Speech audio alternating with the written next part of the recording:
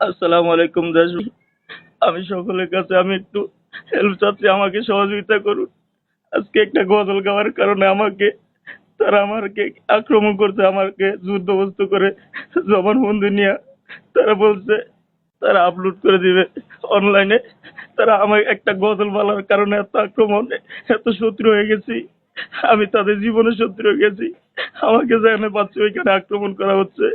আজকে আমাকে অপমান করে তারা আমাকে জোর করে জবরদস্তি নিয়ে জবানবন্দি নিয়ে গেছে। আমি আপনাদের কাছে সাহায্য চাই। এমন কেউ কি নাই আমাকে হেল্প করবেন, আমাকে সাহায্য করবেন। আজকে আমি খুব সমস্যা আছি। আন্তর্জাতিক পর্যায়ে থেকে আমাকে সর্বোচ্চ আমাকে হেল্প করুন।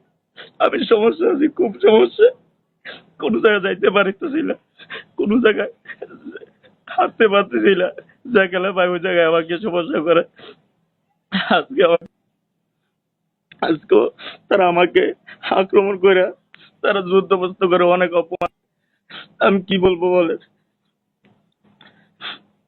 আমি খুব সমস্যা আছি, প্লিজ আমাকে কেউ হেল্প করুন। তারা আমার উপর খুবই টর্চারিং অবস্থা করছে। আমি নিজেকে আর পারতেছি না। একটা গজল বলার কারণে মানুষ কি এত শত্রু হয়? এত শত্রু কিভাবে হয় মানুষ? মানুষ মুসলমানের প্রতি এত বিকৃত চরিত্র কিভাবে হয় মানুষ? আমি তো কোনো শিরিক করছিলাম না, আমি তো আল্লাহকে অস্বীকার করি না, রাসূলকে অস্বীকার করি নাই। আমাকে যারা এভাবে যারা আক্রমণ করছেন, আমি বিচার দিলাম আমার আল্লাহর কাছে। আল্লাহ বিচার করবে আপনাদের, আল্লাহ বিচার করবে। আমাকে হেল্প করুন প্লিজ। আমি খুব সমস্যাতে আছি। আল্লাহর কসম করে বলে কেউ আমাকে হেল্প করতেছে না, কেউ না। কারো পক্ষে থেকে কোনো হেল্প পাচ্ছি না। আমাকে মেহরবানি করে কেউ হেল্প করুন ভাই।